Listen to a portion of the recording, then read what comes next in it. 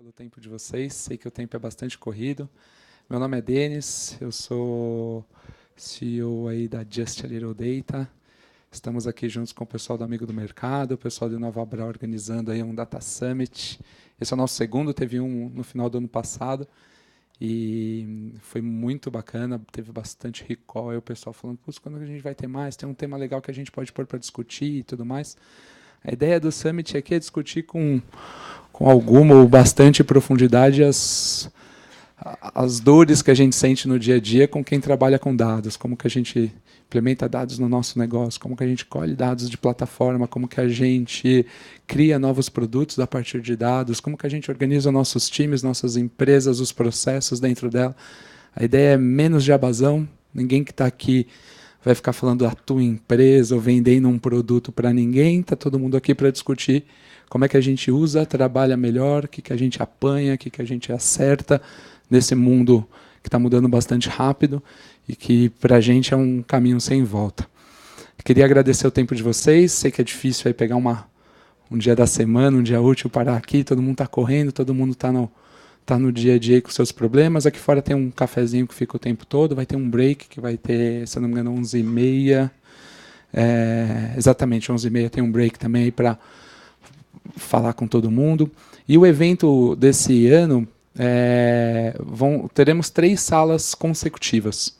3 salas consecutivas que vão trabalhar. E eu vou passar uma agendinha aqui, e aí já vou passando a bola para a gente, 9h30, pontualmente começar aí os trabalhos. A gente aqui no auditório tem transformando dados em dinheiro, como que a gente faz isso agora, um primeiro debate. A ideia do auditório aqui é sempre debate, 2, 3, 4 pessoas na frente aqui discutindo o dia a dia delas com relação ao assunto.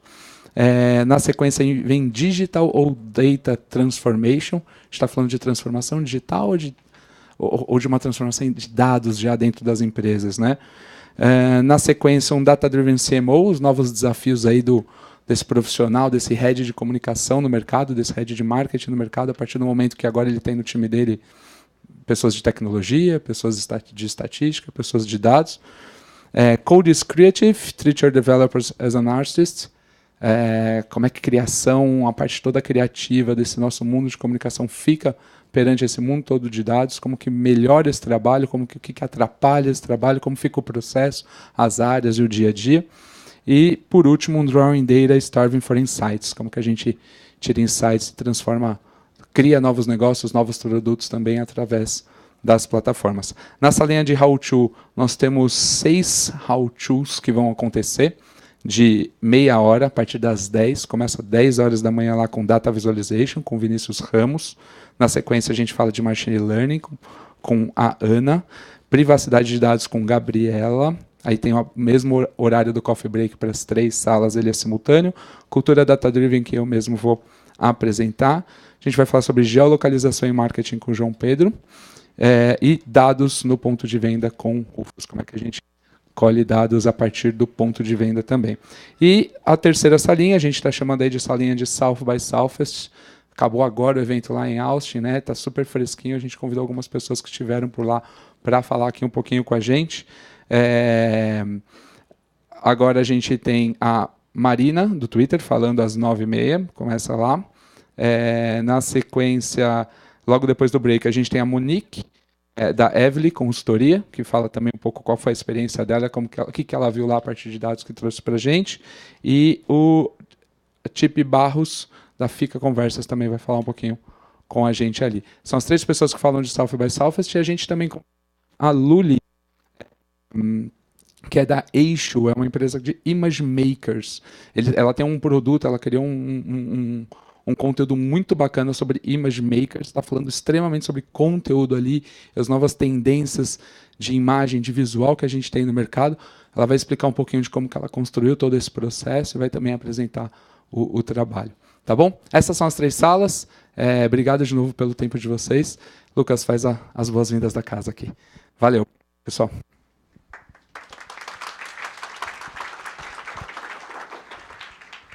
Pessoal, bom dia. Primeiro, pedir desculpa pela fila lá embaixo. A gente teve acho que evento de sucesso, de qualidade, acaba dando nisso, né? Muita gente interessada. Mas, bom, eu vou ser muito breve para não tomar o tempo de vocês. Falar resumidamente do que é o Habitat. nosso ambiente de co-inovação. Bom, aqui o Bradesco desenvolveu um projeto onde 70 grandes empresas hoje, 70 empresas com o maior grau de faturamento do Banco Bradesco, clientes do banco, estão aqui com seus times de inovação, interagindo com 188 startups, com alto grau de maturidade, e a gente funciona, o time do Bradesco ali no meio, como um consultor dando direcionamento para quem quer demanda e quem oferece um produto. Então, aqui é um grande match in place. A gente fica muito feliz de ter um grau alto de eventos assim, interessantíssimos, e hoje é um grande exemplo disso, né? É o segundo Habitalks que está acontecendo aqui no Habitat, e a prova disso é que um sucesso de bilheteria, muita gente está aqui querendo participar por conta do grau de relevância do conteúdo. Então, tenham um bom dia. De novo, peço desculpa pela fila lá embaixo, mas espero que seja um dia agregador para vocês. Tá? Super bem-vindos. Aproveitem o dia. Obrigado. Bom dia, gente. Tudo bem?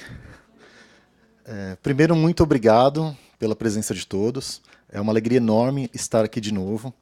Eu acho que promover um evento é um negócio muito bacana, e quando você consegue promover a segunda edição, é melhor ainda, porque mostra, enfim, que tivemos uma primeira que foi um sucesso, e estamos tendo outra que tem alguma evolução do que fizemos, e assim a gente espera que isso continue. Até porque aqui hoje falaremos sobre um assunto que só cresce nas nossas vidas, só cresce no nosso dia a dia de trabalho, e é muito importante poder discutir com profundidade o que vem sendo feito e o que vem por aí no universo dos dados. Quero me apresentar, meu nome é Marcos Braga, eu sou diretor comercial da Pulse e também sou um dos idealizadores do grupo Amigos do Mercado. Tá? Aliás, hoje eu estou com mais 2 idealizadores, que é o Luciano e a Cris Marinheiro. Tá? Falando um pouquinho sobre o Amigos do Mercado, o Amigos do Mercado é um grupo de profissionais da comunicação que se unem através das redes sociais e também de eventos como este, tá? Para trocar ideias, para criar um ambiente de ajuda mútua e para criar um ambiente colaborativo de troca de conhecimento e de relação entre as pessoas. Relação entre fornecedores, relação entre concorrentes, relação entre pessoas que querem um mercado melhor, falando do universo da publicidade. Hoje eu vejo que aqui temos pessoas de diversos campos, tá? Mas a turma da publicidade também está presente e estará, inclusive, nas palestras que teremos hoje. Tá? Enfim, agradeço a presença de todos, curtam o evento, muita coisa quente, muita coisa legal, e é um prazer enorme tê-los aqui com a gente nessa manhã estendida que tende a ser muito bacana para todos nós. Muito obrigado. Obrigado, Marquinhos. Eu sou o Bob, eu já vou ficar por aqui, que eu já vou mediar o próximo painel. Tenho que agradecer vocês, mas, enfim, todo mundo já agradeceu. Agradecer o Bradesco por nos hospedar aqui na casa. E eu sou da B-Network, uma rede de negócio de inovação, da onde a Just a Little Data faz parte. A gente acredita, eu acredito pessoalmente muito nesse conceito do share, no conceito de dividir a informação. Então, a gente acha que o mundo mudou, o mundo está de um jeito que ganha e que está na frente quem divide, quem compartilha. Então, o Data Summit é só para isso. Por isso também está tudo online, né? Ao vivo agora e on demand depois. Então, inclusive, o convite para vocês assistirem as salinhas do How To, etc., etc., eventualmente vale a pena você dividir um pouco o seu pensamento de alguma coisa que te interessa mais, porque esse palco vai estar tudo on demand depois. Então, também você pode voltar para ver algum debate, mas o How To são salas menores, as 2 salas são salas menores, são salas mais intimistas, onde você tem uma capacidade de aprofundar mais do que num grande palco como esse. Vamos embora. Então, vamos começar. Eu já chamo todo mundo, né? Então, deixa eu pegar a minha colinha aqui.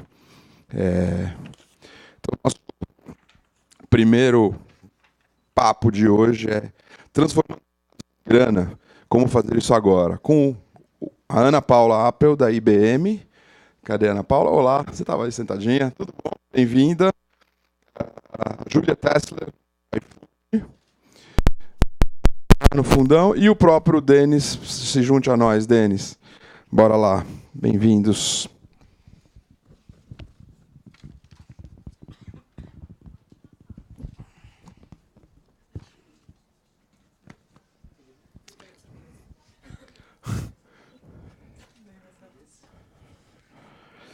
Bora lá? Então, eu vou passar a palavra para vocês. A gente tem o quê? 2 microfones, é isso? Ana Paula não tem, né? A gente reveza aqui. Eu queria só assim ouvir um comentário de vocês dentro desse pensamentos abertos e amplos dentro desse tema, transformando dados em grana, em dinheiro. Como fazer isso? Então, começo aqui com a Ana Paula aqui do meu lado. Qual que é a tua visão? Um pouco, pode ser pessoal, pode ser da empresa que você trabalha, que você representa. Como é que é essa coisa, talvez que a gente possa dizer sendo assim uma coisa do pragmatismo, né? Assim, a frase é pragmática até o final, né? Transformando grana em dinheiro já. O que você pensa sobre isso?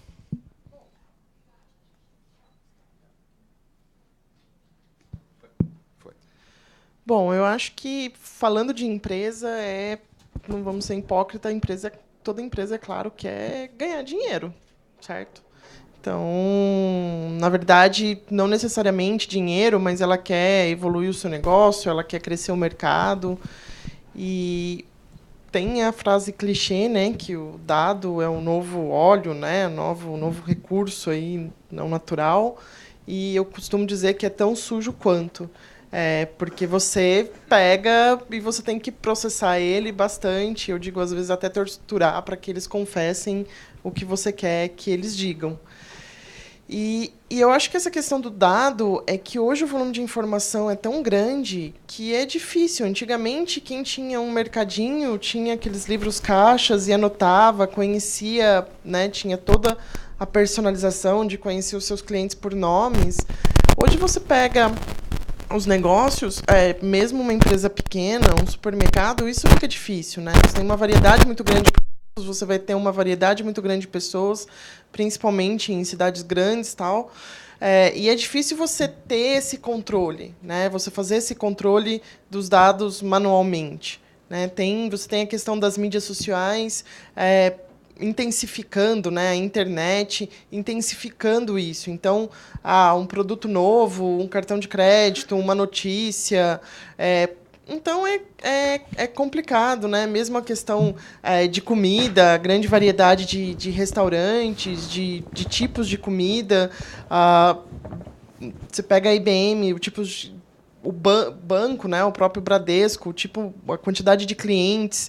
Então, é complicado você pensar nisso. E aí você precisa desses dados para entender o seu negócio e não necessariamente para ganhar mais dinheiro, mas até para não perder dinheiro, né? Até para você continuar no mercado, até continuar o seu negócio funcionando. Se você não tem entendimento disso, você não vai conseguir. E os dados, na verdade, é o que vão te dizer o que realmente está acontecendo. Hoje a gente não consegue mais ir para o feeling. Eu tenho um feeling de que eu devo investir aqui, ou eu tenho um feeling que eu tenho que comprar mais desse produto, que eu tenho um estoque disso. Precisa-se dos dados para conseguir tirar essas informações acuradas. Vamos lá, Júlia, sua primeira intervenção aí, um pouco pessoal e um pouco da empresa, sobre essa frase pragmática da grana. Eu concordo, eu acho que eu vou um pouquinho além, quer dizer, não tem hoje como as empresas sobreviverem se elas não usarem os dados, porque as empresas que não fizerem isso podem ter certeza que os competidores estão fazendo isso. E, quer dizer, bom, o iFood, claro, tem outros competidores de entrega de comida, mas a gente também tem como maior competidor o fogão na casa das pessoas. Então... Data oven. A gente precisa achar uma forma de vencer, quebrar um paradigma aí. E, claro, as nossas refeições precisam ser baratas e valer a pena esse ponto. E como é que a gente vai achar o ponto ótimo de elasticidade disso? Mas, realmente, e num movimento desses, cada vez mais aparecem empresas que nascem a partir dos dados, nascem para usar os dados. E não é só o hype, é a força mais significativa que a gente tem hoje, na minha opinião. Boa. Denis, a empresa, o Denis e eu somos sócios, né? Just a Little Data. O nome, né? Quando nós pensamos ele lá atrás, já falava um pouco dessa questão aí. Qual a tua visão sobre isso? Exato, né? A Just nasceu com essa crença, né? Dados hoje é dinheiro, ou para não perder dinheiro dentro da empresa, ou para você melhorar teu produto, para você melhorar teu negócio, melhorar como você aborda teu cliente, manter esse cliente por mais tempo dentro de casa. O que a gente vê no dia a dia são muitas empresas se esforçando para isso. Acho que não tem hoje uma empresa que minimamente não discuta sobre esse assunto. Ela pode estar com uma maturidade abaixo ainda do que o mercado dela, do que a indústria dela de repente está praticando, mas ela minimamente está discutindo já sobre esse assunto. O ponto é o investimento, né? O quanto as empresas estão investindo de fato nisso, porque não é um retorno a super curto prazo, né? Você não investe hoje para amanhã já ter ROI naquilo que você faz, você não monta uma estrutura com times internos tão barata, não é formado por pessoas que têm pouca qualificação. Então, o investimento da empresa dita o quanto ela vai buscar aí de dinheiro, de receita, ou de economia, ou de saving de alguma coisa. Mas é um caminho sem volta. Dados hoje é dinheiro. Empresas iFood, IBM podem falar bem que quanto ganham dinheiro com isso, né? Não, elas próprias, né? Tipo, elas próprias, sem dúvida. Mas agora, deixa eu só tentar aprofundar um pouco mais, talvez ser ainda um pouco mais cruel. A gente não está vivendo um negócio que eu gosto de uma frase que talvez Big Data é Big Mess, assim, mess quer dizer confusão, né? Ou é a fase do estudos apontam, né? Tudo agora os dados apontam. Ou é o melhor novo emprego para todo mundo, né? Trabalhar com dados de alguma maneira. Ou ainda um grande hype.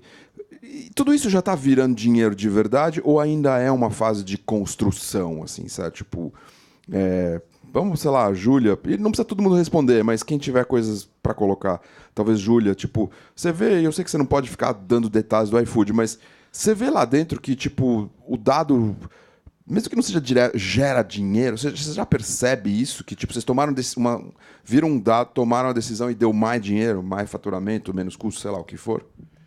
Na verdade, só fazer um disclaimer antes disso, eu acho que a visão mais interessante aqui é certamente da IBM, que é uma empresa que começou há muito tempo, muito tradicional, e que agora vem se modernizando. Na verdade, se muito começou uma onda de modernização na tecnologia ao longo do tempo. Então, essa é uma história que eu queria ouvir. Mas, por parte do iFood, um pouquinho de contexto histórico também. O iFood é uma empresa que tem... de quando começou a crescer muito, desde o aporte da Movile, foi em 2006, acho, 2007. Então, é um troço... Se muito, a gente tem 10... Na verdade... Minto, foi 2014 a parte da Movile. O início do iFood foi 2006, 2007, depois a Movile chegou em 2014. E começar a mexer com dados mesmo, ter uma necessidade séria de BI, que não seja só dashboard de KPIs e métricas de negócio, foi 2 anos atrás, quando eu entrei. Eu comecei a equipe com... Você é culpada disso. Eu não! Eu e uma meia dúzia de colegas loucos, mas também você vê o crescimento disso na área. Começou com 7 pessoas e hoje somos mais 50. Uau. 2 anos depois. Uau! Crescemos mais rápido. Significa que ninguém queima dinheiro lá, portanto, significa que isso está gerando dinheiro, né? Sim, pois é. E aí, claro, tem as famosas decisões que a gente tem que tomar a partir disso. Quer dizer, como reduzir churn de clientes, porque só adquirir clientes novos não é mais suficiente. A gente precisa reter esse pessoal. A minha especialidade lá dentro é teste AB. Então, como alternar nosso produto para ganhar mais dinheiro e crescer mais. Então, quer dizer... Então, sim. O tempo todo dia, a gente respira isso. Tá. Ana, vamos passar, já que a Júlia já te provocou, mas eu queria também ver se você pode, obviamente, com todas as ressalvas do que você pode falar ou não, mas fala-se um pouquinho também dos clientes da IBM, não só da própria, entendeu? Se essa relação de mais curto prazo, assim, já está refluindo ou ainda são... A IBM é conhecida por fazer projetões, né? Que, tipo, de milhões de dólares. Então, o retorno está vindo já ou o retorno vai vir daqui um tempão? Eu acho que o caso, e a gente está na casa deles aqui, é o Bradesco, né? Com a BIA, que foi implementada em cima da plataforma Watson, né? Primeiramente, para funcionar dentro do banco. Então, primeiro eram os funcionários do banco que utilizavam a BIA para responder às dúvidas das pessoas.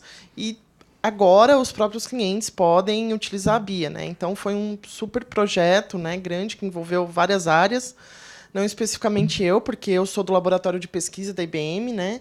Então eu faço parte das pessoas estranhas da IBM, né, que ficam lá, que o povo adora ir visitar o laboratório, a gente escreve não alimente os pesquisadores, desse Uau! tipo de coisa. Então, eu não necessariamente estou dentro do cliente, mas é claro que a gente, né, como IBMer, a gente escuta e acompanha e vê esses relatos. Eu conheço algumas pessoas que trabalham diretamente no Bradesco, com o Bradesco, né? Então eu acho que assim esse é o caso de uma maior transformação, né? Porque foi um projeto que envolveu várias pessoas, vários serviços dentro da plataforma Watson, né? E a nuvem da IBM. Então, com a questão de chatbot, com a questão de voz e treinar, né?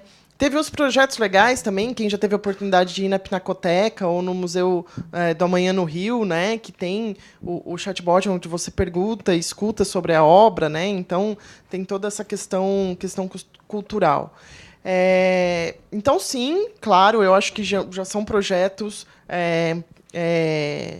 eu não tenho para dar também, nem sei se poderia dar, não tenho informação, mas eu acredito que o retorno do banco tenha sido, né, não só questão de dinheiro, mas quando ela fala em retorno cliente, então a satisfação do cliente, quando você atender melhor o cliente, então isso, claro, vai te gerar um retorno. Isso é dinheiro, né? Isso é dinheiro indiretamente, porque o cliente vai voltar, vai ficar e vai... Em outros projetos, mais no sentido... O laboratório trabalha muito com projeto de recursos naturais, né? Então, ajudando a empresas que fazem extração de petróleo, né, a colocarem mais tecnologia, porque é um trabalho, você olhar, por exemplo, imagens sísmicas, né? Você ter aquele especialista que vai saber se você vai perfurar ou não aquele poço de petróleo, e se você perfurar errado e não tiver petróleo, o tanto de dinheiro que você gastou é infinitamente grande, é milhões, bilhões de dólares. Né? Então, você ajudar ele a tomar essa decisão de aonde se deve furar ou não, e isso tem sido feito com a questão dos dados, com a questão de aprendizado de máquina e tudo mais, né? Vocês estão... Eu já te passo a palavra, Denis, não sei se você tinha agregado alguma coisa, mas daqui a pouco a gente volta, mas vocês estão pesquisando umas coisas muito loucas, Ana? Tipo, conta aí, o que já que nós, agora que você deu a deixa, que é não alimente os pesquisadores, tipo, o nosso tema é grana, mas deixa eu pular um pouquinho para as coisas loucas. O que você não pode contar? Eu sei, tem esse lance dessas grandes empresas, mas dá uma palhinha para nós aí, Bom, o que... eu posso falar de uma maneira geral, né? Tem toda a questão da computação quântica, né? Então, saiu há pouco tempo, acho que esse mês, na Nature, que conseguiram rodar o primeiro algoritmo de aprendizado de máquina, né? Um SVM, num computador quântico, né? Então, eu acho que esse é o grande. Eu não Em sou português, o que significa isso? Significa que você vai conseguir fazer... A ideia do computador quântico é você conseguir fazer coisas que você não consegue fazer no computador de hoje, né? Que tem a arquitetura de hoje. Certo. Então, problemas que são muitas vezes polinomiais, que rodam em tempo polinomial, ou seja, que rodam num tempo factível, que rodam num tempo hábil, né? De você conseguir uma resposta. Porque não adianta você deixar um algoritmo, treinar um método lá que vai demorar 2 meses para te dar uma resposta. Quando ele vier a resposta, aquilo lá não vai servir. Então, tem muitos problemas que não rodam em que a gente chama de tempo polinomial e que aí você vai conseguir fazer isso num computador quântico. E a IBM já tem acesso ao computador quântico na cloud. Você pode entrar lá, criar uma conta, tentar aprender a programar. Eu já assisti o vídeo ensinando a programar, bastante louco mesmo, assim, eu não entendi nada. E você entende disso, né? Não, eu não entendi nada. Não, disso não, mas de programar você entende. Mas não para computação quântica. Então, porque nós aqui, obviamente, vamos achar muito louco, né? Você... Aqui no Brasil, mais especificamente, o nosso laboratório, a gente tem pessoas trabalhando, né? Tem um grupo de recursos naturais que trabalha principalmente com a questão de óleo, gás, minério. Então, ajudar essas empresas que fazem esse tipo de serviço, né, a usarem dados, a usarem machine learning. Temos toda uma parte de agricultura, onde a gente está querendo ver como que é a tecnologia, né, a agricultura digital, como é que a gente ajuda empresas, fazendeiros, pessoas que mexem com a agricultura a usar a tecnologia. Tem um grupo que está mais envolvido mais com fluido, digamos assim, mecânica dos fluidos, com questões. Então, eles fizeram, por exemplo, não sei se quem já viu aqui a notícia, o Agropad, que é uma coisinha no papel, e aí você tem um composto lá, e aí você pode pingar uma gota d'água, e ele vai analisar, dependendo daquilo lá, o pH da água e tudo mais. Então, é um componente barato, né? Feito em papel, com componentes químicos, né? Então, para você conseguir, por exemplo, analisar a água, e você poderia analisar outras coisas, outros tipos de materiais. Tem o grupo que eu trabalho, que é o Division Analytics Insights, que é um grupo mais para decision making, né? Então, a gente tem bastante gente de imagens, de inteligência artificial, para ajudar, né, a decisões, seja em agricultura, em óleo e gás, ou em outros, ou finanças, por exemplo. E a gente tem um grupo que é gente que trabalha com interfaces computacionais, que está preocupado numa segunda geração, por exemplo, de chatbots. Então, e agora, se ao invés de eu tiver um chatbot, eu tiver múltiplos chatbots?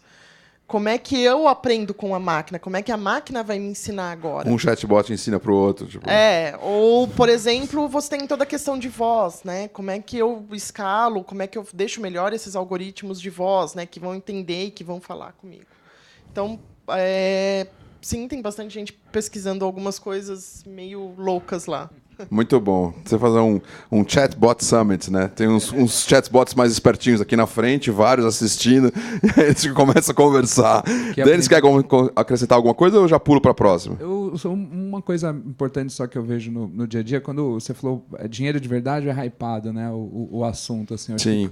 A empresa que trata ele como hypado, coloca essas nomenclaturas todas novas, tudo bonitinho, na tua área ali de BI, na tua área ali de pesquisa, só que não muda o trabalho e a função da área. Ela continua sendo uma área que está lá reportando dados, montando dashboards, podem ser super lindos, maravilhosos, cheios de gráficos e tudo mais, mas que não passou de olhar o passado, pouca projeção para o futuro. Uma área de verdade ali de data science que resolve problema e transforma isso em dinheiro, ela tem um problema para resolver, seja ele qual for. É a aquisição de clientes, é o churn de clientes. Esse é o problema que você passa para a área. Mas é um problema de vendas. Não, mas é um problema da área de atendimento ao cliente. Esse é o problema que você passa para a área. Como eles vão resolver, tanto faz, certamente baseado em dados. Mas se a empresa passa um problema para essa área, ela vai transformar aquilo em dinheiro. Se ela continuar demandando relatório, dados, me mostra aqui uma pesquisa e tudo mais, talvez demore um pouco mais. Isso é o que a gente vê no dia a dia. Essa colocação me linka aqui com a minha próxima pergunta, que eu me lembro uma vez, eu trabalhava numa empresa de comunicação e um cara de dados falou, Bob, de vez em quando, uma empresa que tinha uma pegada criativa, né? Às vezes eu passo umas 2 semanas e eu desligo tudo. Eu falei, mas por quê? Porque o povo criativo fica muito frustrado, porque tudo que eles acham que é bom, na verdade, os dados mostram que não é, e vice-versa. Tudo que eles acham que é ruim, os dados mostram que é bom, ou funciona, enfim, não sei se é bom ou ruim, mas funciona com o consumidor. Eu acho que o negócio do dado e a gestão por data-driven, né, que você falou um pouco, ela expõe muita coisa, né, na empresa. Ela expõe muita gente, ela expõe muitos departamentos, muitas áreas, né, ela deixa uma coisa muito, muito nua e crua, digamos assim. Então eu queria pegar, a minha pergunta é justamente isso. Qual que é o outro lado? Os desafios, as dificuldades, o que não vai tão bem nesse universo de dados sendo transformados em resultados, em dinheiro? Tá? Quais são, não precisa ser o que vai mal, mas os desafios. O que é essas grandes coisas difíceis para fazer isso?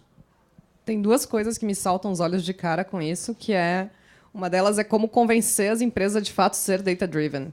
Quer dizer, é muito difícil eu chegar ali com meus gráficos bonitos e meus números e convencer um tomador de decisão que ele deveria acreditar em mim. Até porque eu tenho 1,60 m e não convenço muita gente com essa força toda. Então... Mas você quer que ele acredite nos teus dados, certo? Não em você. Eu quero que ele acredite, exatamente. Mas os dados são traduzidos por mim. Eu sou a responsável por passar aquela mensagem adiante e ser ouvida. E, querendo ou não, as pessoas não querem ouvir que elas estão indo para o caminho errado, ou o que quer que seja. Então, existe esse desafio da cultura, de fato, data-driven. Ou dizer para o marketing que uma campanha qualquer não deu resultado, eles tinham certeza que ia dar, e coisas do tipo. Eu esqueci qual era o outro desafio que eu ia mencionar. Então a gente passa para o Denis, daqui a pouco você lembra e a gente volta. Eu eu acho que essa cultura nossa, e aqui é em qualquer empresa, em qualquer lugar assim, de errou, você vê, errou, né? Tá aqui, você errou, isso é ruim, você pode ser mandado embora, assim, sabe? Um negócio meio técnico de futebol, né? Não pode perder 2 jogos que ele está com o cargo à disposição, é o principal desafio, porque as pessoas não podem errar. E aí, quando os dados ficam escancarados, que é uma campanha de sucesso, que um produto não está indo tão bem, que ele acha que está tudo bem, mas porque ele estava olhando só o NPS, e de repente você descobre que tem várias outras coisas no produto que podem ser melhoradas e que não estão funcionando tão bem. O decisor, o dono do negócio, o dono do produto, a pessoa que criou aquilo, fica assustada. Então, a partir do momento que essa postura, ou que a gente entender que errar é ótimo, é humano e as máquinas estão errando para aprender, né? Deep Learning, qualquer nome bonito, ela erra até ela aprender o caminho certo e aí ela parar de errar. É o mesmo processo do ser humano, só que a gente não aceita muito. Você erra 2, 3 vezes, você fica frustrado e tudo mais. Então tem esse lado. É interessante, né? Pode falar. Na verdade, eu ia para um outro ponto, né? Eu não estou tão envolvida, por exemplo, com marketing, com campanha, né? Ou tão próximo, mas lembrando um pouco da outra sua pergunta, tipo, tem sim uma bolha no sentido das pessoas que muitas vezes, né? Às vezes não entendem tanto daquilo, né? Então, às vezes você chega, o cara fala assim, eu quero um algoritmo de aprendizado de máquina, eu quero, né, que aprenda com os meus dados. Aí você fala, tá bom, mas eu preciso de tantos dados, olha, não está aqui, você não está com uma acurácia de 100%, tá uns 80 e pouco. Mas por quê? Mas por que ele errou isso daqui, né, o algoritmo? Mas ele não aprende com os dados? Aprende, mas se seu dado está falando uma coisa, ele vai falar aquilo, ele não acerta tudo, depende de como está a distribuição. Não, mas por quê? E por que você jogou fora um pouco dos dados? Porque você não usou tudo. Então, assim, tem na verdade, uma questão aí de que tem uma bolha em cima, então tem muitas versões erradas do que é inteligência artificial, do que é aprendizado de máquina, do que é ciência de dados. E aí, muitas vezes, a pessoa não sabe daquilo, então ela não consegue nem contratar uma pessoa, porque ela está procurando um unicórnio, uma pessoa que não existe. Ela não sabe o que procurar nos dados dela. Ela acha que os dados dela vão fazer milagre, quando, na verdade, não vão fazer milagre, né? Tem questões aí. E aí, na verdade, então, você tem... Até você realmente chegar na parte que realmente importa, você já gastou um monte de tempo no convencimento daquela pessoa, né? No daquilo e explicando aquilo tudo, né? Então, tem essa questão ainda de que tem muita gente querendo usar uma coisa que não sabe como funciona. O que é legal, mas vai demorar um tempinho ainda para todo mundo. Eu acho que ter essa base de conhecimento correta, né? Interessantíssimo isso que você está colocando. Eu acho que tem uma... Estava refletindo aqui enquanto estava falando de uma coisa, e já vou ligar para a minha próxima pergunta, que é os dados erram, obviamente, certo? Ou talvez a frase melhor seja: se você não tem bases boas, se você não tem um bom conhecimento do que você quer, se você imputou as coisas aos pedaços, você vai ter respostas aos pedaços, não é certas ou erradas, mas que na verdade são os mesmos raciocínios dos humanos, certo? Os humanos às vezes têm informações aos pedaços, filtradas, desviadas por preconcepções ou preconceitos mesmo, às vezes, etc. E dão respostas enviesadas, certo? Então talvez tenha que ter um aumento de consciência entre a inteligência humana e a inteligência artificial, de falar, nós dois falhamos, fica na boa aí, me aceita, um pro outro, que tipo, a gente vai andar melhor. Eu digo que os algoritmos são como crianças. Eles vão automatizar o conhecimento com base no que eles têm naquele momento. Então, imagina que você está ensinando uma criança animaizinhos. E aí você mostra para ela um livro de animais, vários bichinhos, tipo cavalo, vaca, gatinho, cachorrinho. Aí ela vê um leão pela primeira vez. E aquilo não é nenhum dos bichos que se parecia. Ela vai dizer gato e tem lá uma acurácia bem razoável, na verdade. E na prática é isso que os algoritmos fazem. Eles estão automatizando o conhecimento e tentando pegar... O que eles não sabem, eles pegam por aproximação. O lance é que, às vezes, eles chegam em soluções que a gente não entende. E, às vezes, a gente pede para eles fazerem coisas que eles não entendem. Então, tem o garbage in, garbage out, mas tem as limitações também desse tipo de coisa. Você desafia, desculpa só um pouquinho, Ana, algum dado, algum algoritmo de vez em quando lá no iFood, porque você tem um insight, fala assim, putz, ele tá me dizendo isso constantemente, mas sei lá, meu feeling, meu insight, qualquer que seja a palavra. Você fala, cara, deixa eu rodar uma outra base, deixa eu testar uma outra coisa pra... Você faz isso? Eu fazia bastante isso, agora eu tô mais no quesito pega na mão dos dados e vai. Então eu jogo Mas isso porque... dados. Mas desculpa te interromper, mas isso porque você atingiu uma maturidade maior lá dos dados, talvez seja isso? Ou é uma aposta, tipo... Ou isso, ou eu sou louca, mas alguma coisa ali vai ter que sair. O lance é que, assim, algoritmos não supervisionados, aqueles que ele tá tentando aprender bichinhos, mas você não tá dizendo pra ele se ele tá acertando ou não, chegam em coisas que a gente não necessariamente consegue entender facilmente. Não adianta eu cruzar a base de todas as features que eu coloquei ali, que eu não vou entender Fica muito louco, o que ele tá me respondendo. Só que, se aquilo me der um bom resultado num próximo algoritmo, por exemplo, ou no que quer que seja, por que não? O problema é que aí a gente entra no black box, né? Eu não consigo explicar isso para gestor nenhum. Porque os dados... da Lua. Os dados, no caso de um iFood, por exemplo, eles são baseados em pessoas, certo? O que as pessoas fazem, consomem, querem, preferem, etc, etc. E as pessoas são meio loucas, né? Às vezes o dado tá dizendo a verdade. As pessoas são meio malucas, elas mudam de opinião, elas... Eu costumo dizer que as pessoas não têm ideia da quantidade de gente que começa a experiência no iFood. Todo mundo aqui conhece o iFood? Show, ótimo, obrigada. Ufa. Alguém não conhece? Eu poderia dar uma explicação rápida. Você ia ganhar um prêmio se levantasse a mão. Assinatura premium pela vida. Assim, Imediatamente apresentaram o melhor aplicativo de delivery. Mas tem muita gente que abre o app, começa com comida saudável e termina pedindo um hambúrguer. E, cara, desculpa, mas o que você faz de fato não mente. Você pode até querer comer saudável, mas você pediu um hambúrguer. Exato. Desculpa. Exato. Você não pode falar isso pro cara, né? Bom, como nos últimos pedidos você só tem pedido comida junk food, estamos aqui as nossas ofertas. O cara fica puto da vida com Esse você, é um né? desafio real. Porque ele não sabe o que você sabe dele, né? Eu digo que sim, meu cardiologista discorda e minha nutricionista me odeia. A Ana Paula tava querendo É uma refeição muito equilibrada. Na verdade, só pegando nela, né? Se você falar para uma criança que aquele leão é um outro bicho, inventar um nome e ficar reforçando aquilo depois de um tempo ele acredita. Ela vai acreditar e ela vai ter aquilo lá como certo. A mesma coisa são os seus dados. Se tem uma coisa errada nos seus dados porque alguém, quando foi registrar, registrou, ou tinha um processo errado na cabeça, ou tinha alguma coisa... Não adianta você culpar o algoritmo, né? E eu já vi casos onde a empresa começa a utilizar e ela começa a descobrir erros no processo porque o algoritmo, né, os resultados dos algoritmos começam a dizer algumas coisas para ela. Ela fala, não, mas isso não é verdade, né? E aí vai ver, não, é verdade sim, isso, né, tá aqui na base, mostra... Ah, então tá fazendo errado. E aí, na verdade, começa a entrar esse negócio. A máquina começa a ensinar para as pessoas que elas estão fazendo alguma coisa no processo errado. Mas foi vocês da IBM que começaram com esse negócio de desafio de ganhar o xadrez, de ficar desafiando o Kasparov, não sei o que, né? Tô brincando, mas...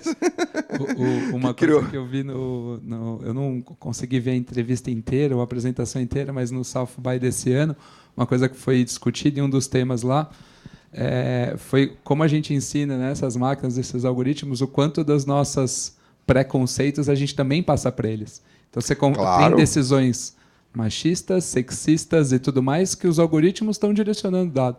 Porque ele está aprendendo com a gente está tomando uma ação, ou humano, né? E ele toma uma ação, às vezes, um resultado que é reflexo do que a gente faz mesmo, como e se ele quer transformar qualquer coisa que ele está fazendo em dinheiro, ele quer deixar a gente feliz, né? Exato. E às vezes ele faz coisas que, tipo, manda um hambúrguer pra gente, mas na verdade deveria ter mandado a saladinha.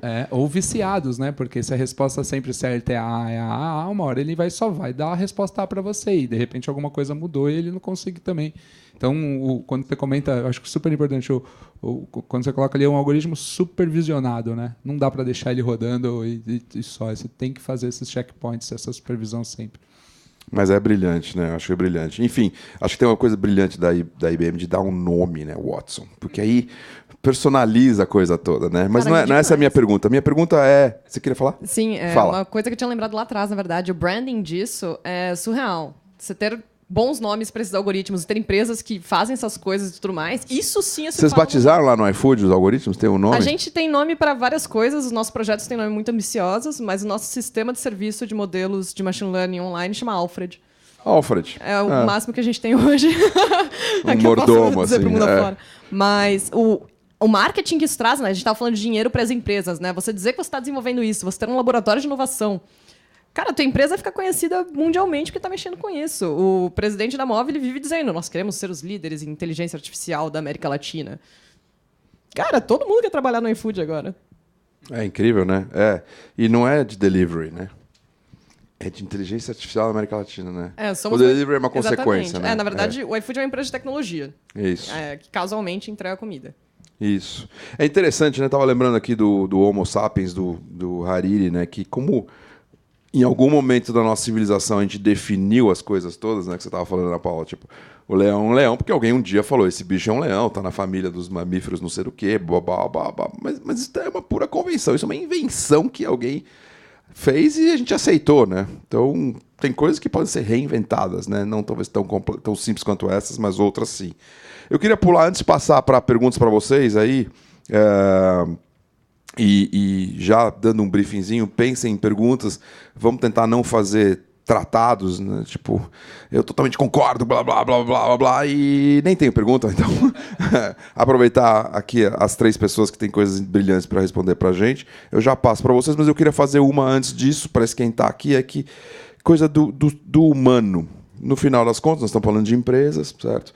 Quando tudo isso chega no mundo das empresas, não só no mundo da comunicação, que é um pouco mais o nosso olhar aqui, mas no mundo das empresas, a gente cai nas pessoas, a gente cai na cultura das empresas. O que vocês pensam sobre isso? Como é que está essa chegada de todo esse movimento data-driven everything nas empresas? Como é que é bom, o que é ruim, dicas do que se fazer culturalmente falando? Agora indo para o humano.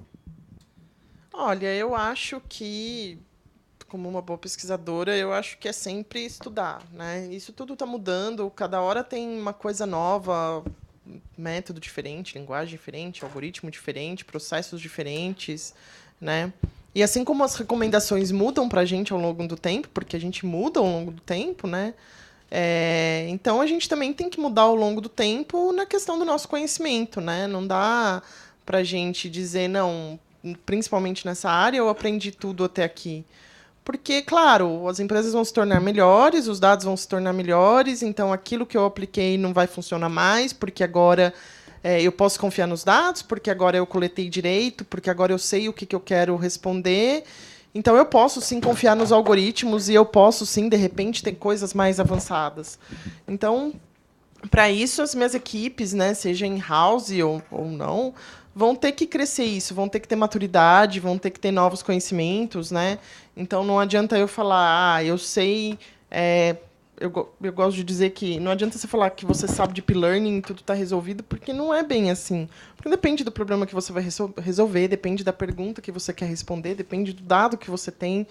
E aí, isso você é experiência, é conhecimento, é estudo. Então, agora eu vou pesquisar e aí o que eu acho que é muito legal, porque você vê pessoas com diversos níveis de maturidade na área, ou sem nenhuma, querendo entrar e aprender e percorrendo um longo caminho, né? Então, eu acho que com essa questão é sempre se manter atualizado, estudar, participar de eventos que nem esse, né?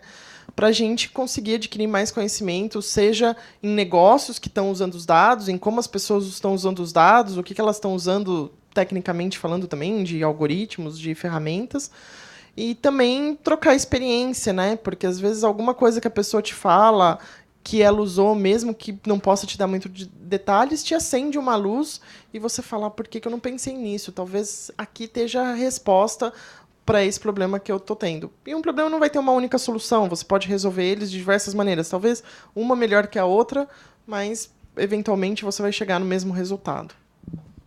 O que eu gosto das pessoas que trabalham nessa área é justamente isso. São todos super criativos, têm uma vontade de aprender gigantesca e estão inovando o tempo todo por causa disso. As pessoas não param de estudar nunca, não param de pensar nunca, e é até chato para qualquer pessoa que convive com alguém que trabalha nessa área, porque só sabe falar disso lá para as tantas. Você está sempre trabalhando, você está tomando banho e fala, caracoles, o formato das gotas me lembra de alguma coisa. Eu tive um deep learning aqui imediato no meu banho, assim. E saber reconhecer, das pessoas que trabalham com isso, saber reconhecer que não necessariamente uma rede neural que multiplica tudo por um é uma boa ideia. Você pode só resolver com uma análise de dados simples e tudo mais, teu problema. Então, a cultura também tem disso. Não entenda a simplicidade, entenda fail fast, fail often, fale rápido e fale bastante, sempre para aprender.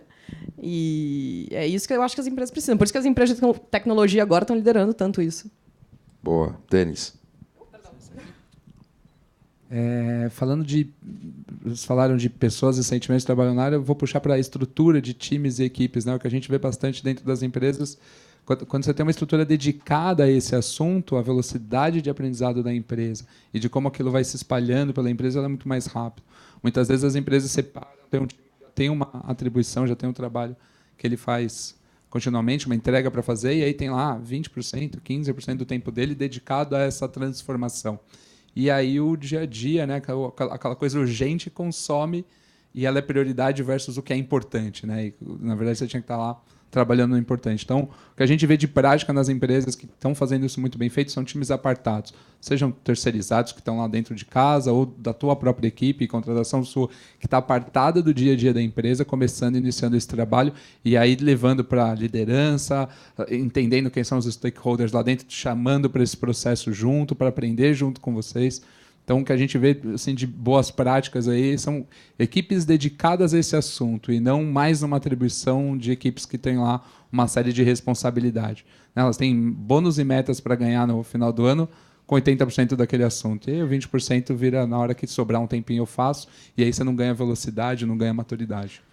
Boa. Obviamente vocês três são apaixonados por tudo isso, enfim, e acham que é incrível, né? Dá muito pau, dá muito problema, dá muita confusão, e dá muita confusão na questão da cultura, né? Porque o data-driven mindset, sei lá, é uma coisa diferente do intuition mindset, ou I'm the boss mindset, certo? Tipo, são mindsets bem diferentes, nas empresas estão repletos de... Principalmente I'm the boss mindsets tem bastante, né? Não tem? Pois é. Já tem uma pergunta boa aí de alguém? Vamos lá. Fala seu nome e a pergunta. Bom, meu nome é Lipe Forman. Obrigado aos três pelos que vocês disseram. Eu pensei em 1 trilhão de perguntas aqui para cada coisa que vocês iam falando, mas eu resolvi pegar um ponto que eu acho muito crítico quando a gente fala de transformando dados em dinheiro, que é a parte ética. O uso ético de dados, que é uma coisa que a gente tem que pensar atualmente muito, porque a gente sabe que todo mundo quer ganhar dinheiro, dinheiro é bom, mas ganhar dinheiro a qualquer custo pode ser antiético. Bela pergunta. Quem pega aí? O lance do hambúrguer que eu falei é, inclusive, um problema ético. Porque se eu estou tratando uma pessoa que tem um problema de saúde e precisava parar de comer esse tipo de coisa, eu estou mandando mensagem, cupom de desconto pro cara comer hambúrguer o tempo todo. Eu gosto desse exemplo porque ele tem esses dois lados. Tem o lado engraçado do comportamento humano real e o lado problemático disso. Claro que esse é um problema que, honestamente, não tem muito como o iFood resolver. Então, não tem nada que a gente possa fazer em relação a isso, mas a discussão ética no campo de machine learning é uma das coisas que eu mais gosto de trabalhar, justamente por causa do exemplo dos algoritmos preconceituosos. Que eu acho que a gente dá muito poder na mão de gente que não tem responsabilidade, que não pensa sobre isso. Então, aí que entra a importância, inclusive cultural das empresas, de prezar pela diversidade para ter a melhor inovação. Então, quando eu entrei no iFood, era uma equipe de 7 pessoas trabalhando com dados, eu era a única mulher. 2 anos depois tem 50 pessoas, algumas mulheres, estamos bem melhor. Mas na equipe de Machine Learning eu sou novamente a única mulher. E eu sou a única pessoa que está mostrando para eles um outro ponto de vista do mundo. Eu não vou nem falar de qual é o problema que a gente tem quando a gente está falando de negros. Então, e se a gente não tem gente pensando sobre isso dentro de casa, a gente vai continuar caindo na falácia de fazer algoritmos cada vez piores nesse aspecto. Eu costumo dizer que é só uma questão, que, concordando com ela, né, que brincando da pergunta anterior, sempre pensar em times, né? Então, times diversos, onde você tenha não só diversidade de raça, cor, gênero, mas experiências também. E isso é muito complicado, né? A IBM ela tem uma política muito, muito clara, né? Já bem divulgada aí, O primeiro ponto é que a gente não fica com dados do cliente para melhorar os nossos algoritmos. Né? Então, por exemplo, o algoritmo de voz, todo o dado, por exemplo, que o Bradesco usou para treinar o BIA, se vier um outro cliente, a primeira coisa que ele vai falar, mas eu vou ter que começar do zero? Vai, porque você vai ter que começar com os seus dados. Eu não posso usar os dados do outro cliente para já você começar na frente. Então, os dados são do cliente, não são nossos. A gente pode ter o expertise, a gente pode ter as ferramentas, a gente pode ter um monte de coisa, mas os dados são do cliente.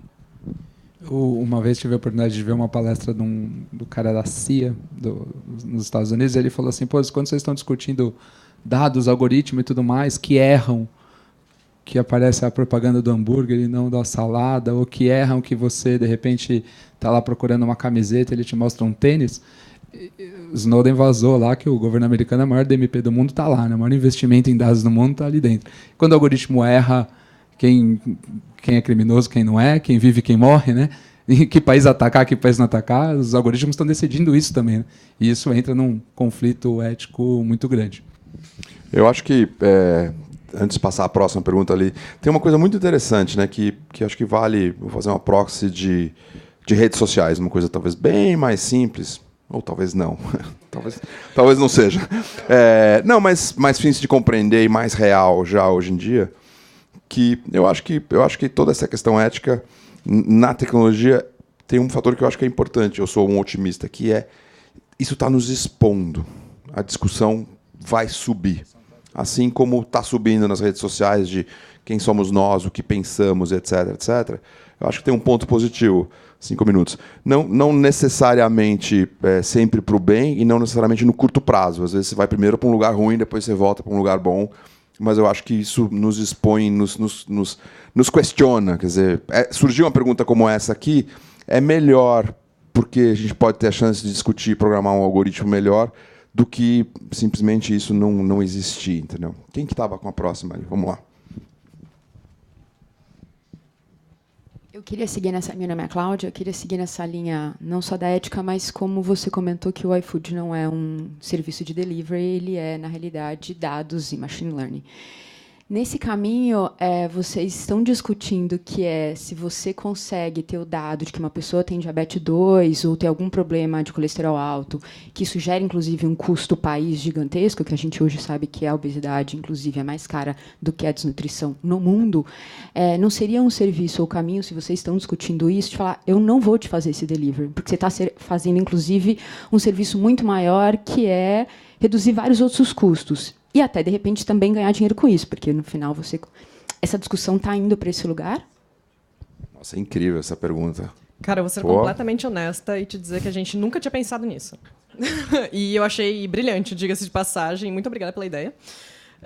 Eu acho que a gente está um bocado distante disso ainda. O Brasil tem um problema com tecnologia, que é um dos motivos pelo qual eu acho que a gente precisa fortalecer esse tipo de comunidade, que a gente está muito atrasado em relação ao resto do mundo com isso. Então, o que o Brasil faz, na verdade, é pegar as coisas que foram desenvolvidas na Europa e nos Estados Unidos e aplicar aqui.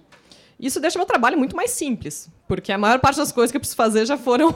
Os problemas que eu preciso resolver já foram resolvidos antes, e eu posso me dar o luxo de só achar o código daquilo e replicar, possivelmente, com algumas alterações. E eu acho cada vez mais importante que esse tipo de conhecimento seja trocado nesses eventos para que o Brasil consiga crescer e finalmente desenvolver coisas e tudo mais. Então, nesse aspecto, eu não vejo como o Brasil pode ter tão cedo uma boa base de dados em relação à saúde dos usuários. Eu acho que a IoT está aí para resolver isso. Nos Estados Unidos, eu sei que ainda está com mais força. A Apple, inclusive, liderou bastante essa iniciativa. Mas eu não sei nem se eu vou estar viva para chegar no ponto do iFood e conseguir tratar disso com qualidade.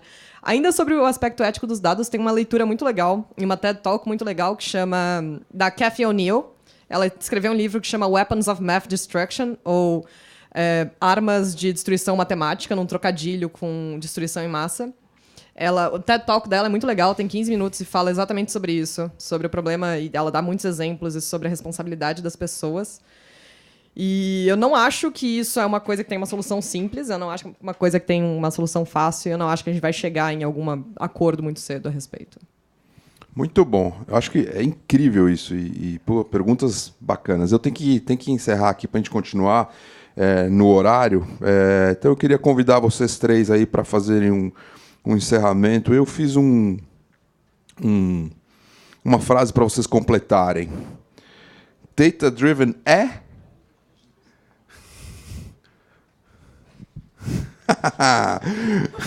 Para dar uma animada, assim. O pessoal passa o microfone rápido. Põe os seus algoritmos inteligentes para funcionarem aí, tipo. Exato. Coloca no Google, vê o que ele completa. Vamos ver, é curioso. Eu acho que é um mindset, é uma cultura, é um modelo de trabalho, é um jeito de pensar e atuar no teu problema, no teu business, no teu produto. Eu, uma vez, refletindo ali, a gente, uma conversa ali num talk que a gente fez lá na Just, a gente está brincando que o ser humano, por natureza, é data-driven. Ninguém saiu de casa hoje aqui sem olhar o tempo. Ninguém saiu de casa sem pensar qual era o melhor jeito de vir para cá. Uber, carro, o transporte coletivo. Ninguém saiu de casa sem olhar a agenda antes para organizar seu dia. Então, por natureza, o ser humano é data-driven. Só que para você tomar uma decisão em A ou B, a informação não está pronta para você, rápida e imediata. E o que a gente está tentando fazer é deixar essa informação pronta. Boa. Então, acho que é nessa linha. Boa. Júlia. Ana Paula, tá pronta. Eu acho que é um caminho sem volta. Data-driven é um caminho sem volta. Boa. Valendo. Júlia, ficou para você encerrar isso. E eu tô sofrendo com isso ainda. É uma forma de viver mesmo. É uma forma de viver. É isso aí. Muito bom. Cara. Muito bom. Queria agradecer Denis, Júlia e Ana Paula e vocês todos. Valeu. Obrigado.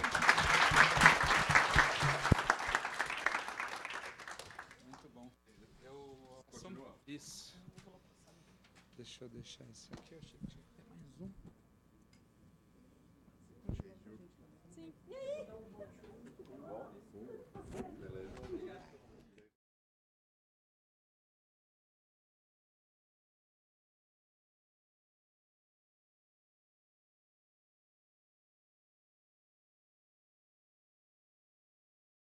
Bom, hein, pessoal? Muito bom. Tá quente o assunto.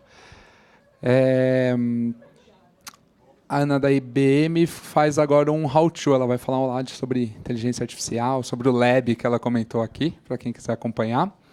E a gente segue aqui em 2 minutinhos com o próximo papo, que falaremos sobre digital ou data transformation. A gente ainda está numa era de transformação digital ou a gente já passou para uma era de transformação em dados?